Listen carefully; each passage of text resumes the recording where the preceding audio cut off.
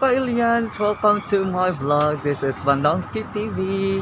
So for today's video, we are here at Philippine Embassy here in Vientiane. So ayan, we are invited again for getting the Fiesta Filipinas kit for this month of June. So ang theme ngayon is Lami Lamihan Festival. So ayan, tara, pasok tayo guys. Ayan ang embassy.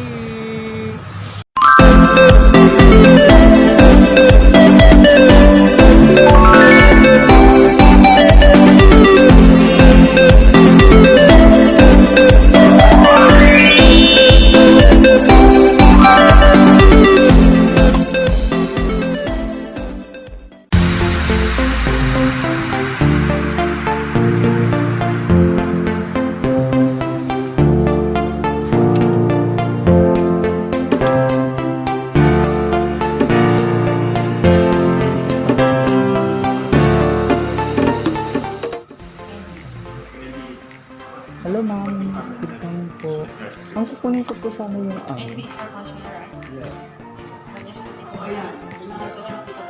Wait lang sir, Rocky. Yes po.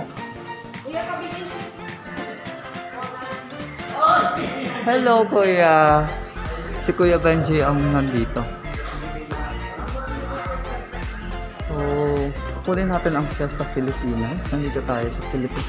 Pinagpapawisan ako. So, ayan. Shout out kay Mon. Ayan, sa mga nanonood ng Mon. Ito na mismo siguro ang embassy, no? Mon. So, ayan. Shout out din kay Kuya Benji. Tuloy na pa talaga yung uwi mo? Hindi ko sure. Kailan yung pag-uwi? Meron na ka? Wala pa. Ayan kay Ate Wilma Balag, so may kalang shout out. Meron na naman, hindi pa tayo nakaano. Meron na kami, kasama ko si Kuya Benji. Ayan, nakuha ko na din yung yung Fiesta Filipinas kit. Ayan, thank you Kuya. Okay, sige. May pipirmahan pa ba? Ay, hindi na pala. Ay, wala na yan tayo.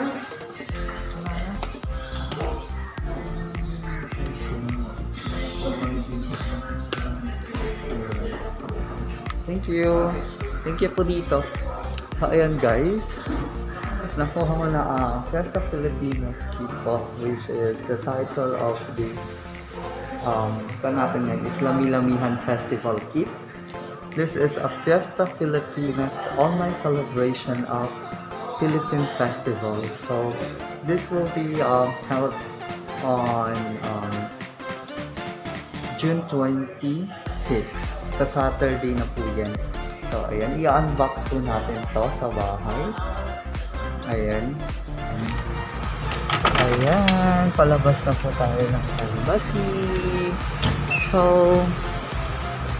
ilock natin. Ayan, nakuha natin ang kit na naman ng Lami Lamihan Festival Kit. So, for ayun, ang sarap. Siguro masasarap yung mga nandito guys. So, i-unbox natin to sa bahay na lang. So, ayan. Kita-kit. So, kaya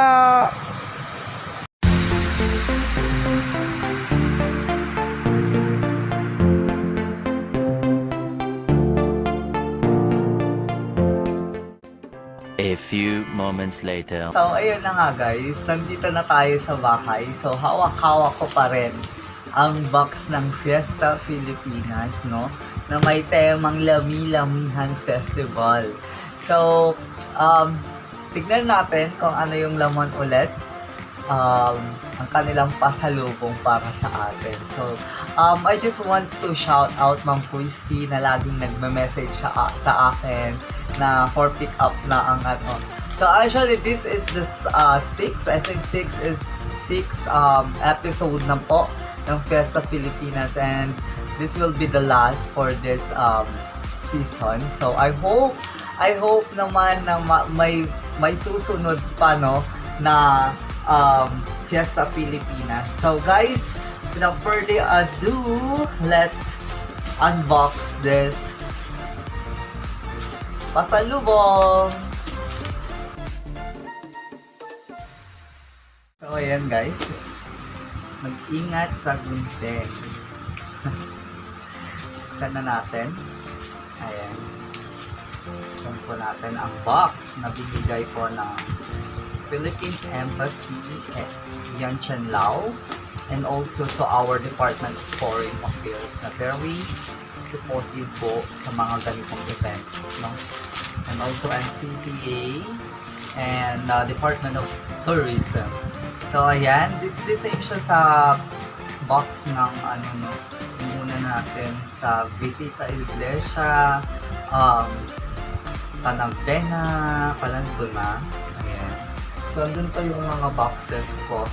So ayan, nakaka-excite. Bawat ano, may pasawag ang Fiesta Filipinas.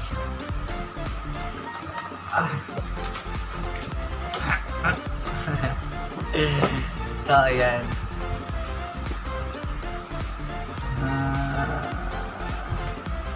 Tanan! So hindi mawawala ang kanilang card. Ayan. Tapos ang Fiesta Filipinas, no?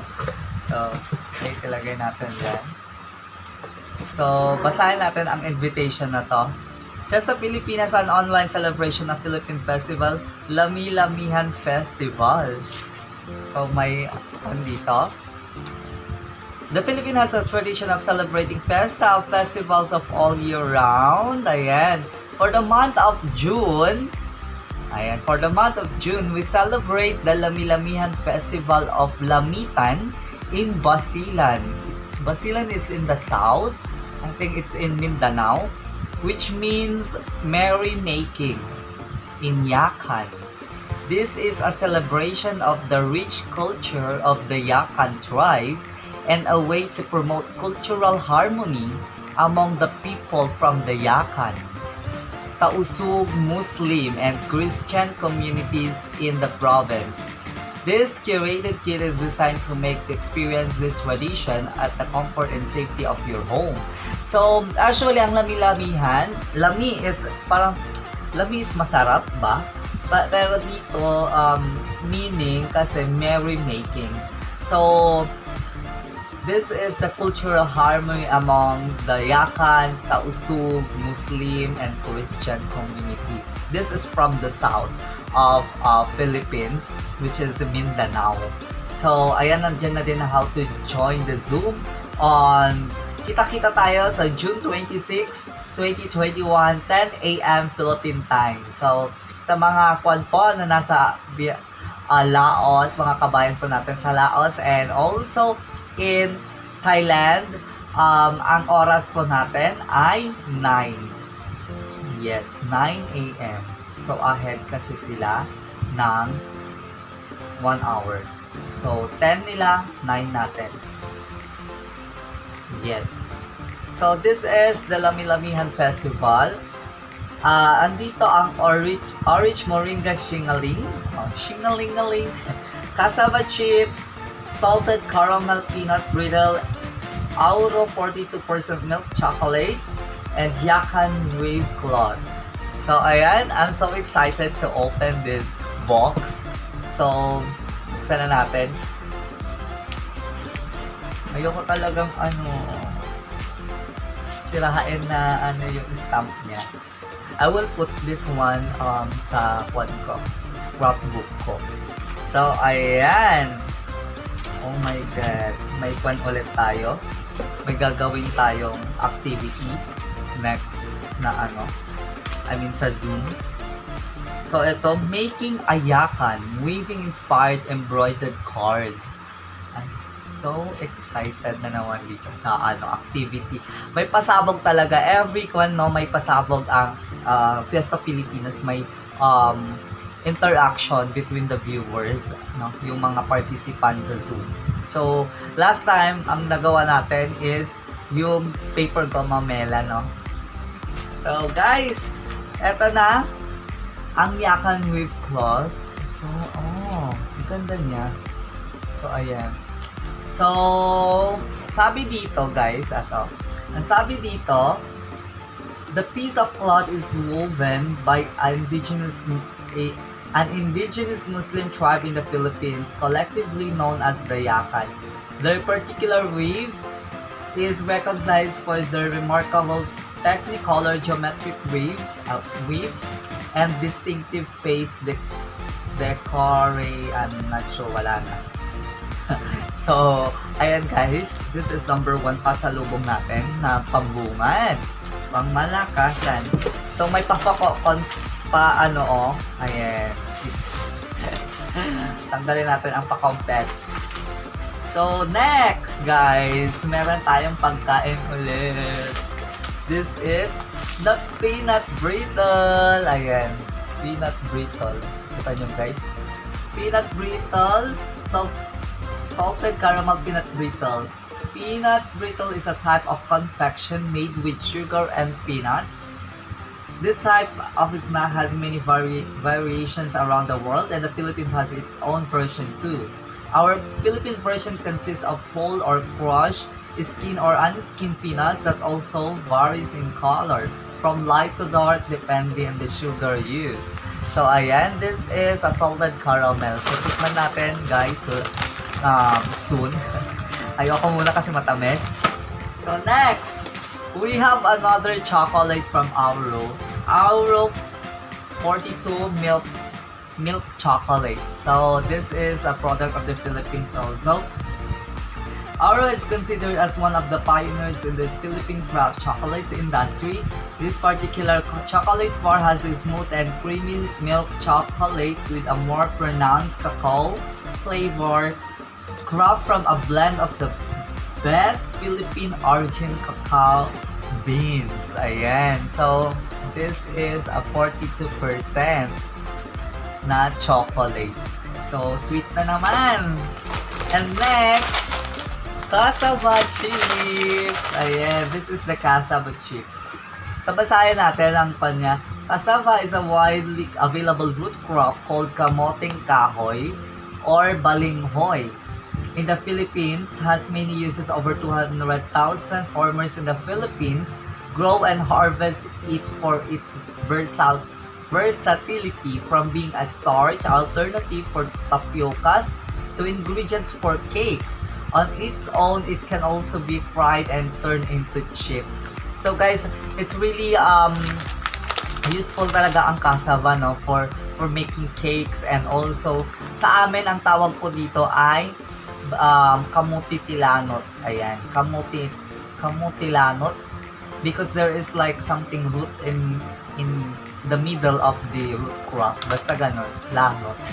So, kamuting kahoy din sa mga Tagalog. Pero kanyami-gamin na Ilocano is kamuti lanot. And isa sa mga mamalaki din sa La Union, or yung linupak, or yung linubakan, ang ginagawang linubakan. Ayan. So, I'm not sure if I will show you the nilubakan there. So, ayan. And last but not the least, ang pangmalakasan. Ang pangmalakasan na orange moringa shing-aling. It's a shing-aling-aling. Ayan, shing-aling. From Healthy Tropics. Ayan, Mega Love shout out. So, eto naman, shing-aling is a deep fry. Well, hindi siya no? It's a deep fry flour snack that has the shape of the fat string beans. People unfamiliar with it tend to mistake it for deep fried chicken intestines. Don't worry, it is not. But its main ingredients are dried thick eggs, noodles, locally known as pancit miki. So it's a pancit miki that is deep fried and dusted with garlic, chili, and seasonings. So ito yung isa sa mga pasalubong din guys na pwedeng kunin abroad sa mga natin, or mostly may nagbebenta din sa mga bus going to Manila. Ayan, may mga shing-aling din na kinakain habang nagbiyahe, no? Ayan, it's really, ayan, wala na tayong So guys, I have this pasalubongs. Thank you so much, and I hope na yung mga kapwa po nating kabayans na nabigyan po ng kit na to ay mag-e-enjoy sa mga binigay ng Fiesta Filipinas and Department of Foreign Affairs. Ayan, thank you so much dahil ang saya na may natatanggap kahit hindi tayo makauwi ng Pilipinas, may mga ganito tayong natatanggap na regalo coming from embassies. I'm so thankful na eto walang kon ha, pero grabe ang suporta ng Philippine Embassy Laos po. They are sharing this to our kabayans, no, na even ang sobrang toxic sa trabaho natin, pero may mga ganitong bagay, simple things na makakapagpasaya at bigay ng feeling na nasa Pilipinas ka pa rin. So ayan, I hope you like this video guys, and kita-kita po tayo sa live streaming po ng Fiesta Filipinas and the different activities po doon. I hope keep supporting also my channel Bandongzki TV, and ayan, salamat guys, and salamat sa ka-Ilianso natin. Hanggang sa muli, this is Bandongzki. Kopkun ka, kopchay laylay, agyaman na. Bye-bye!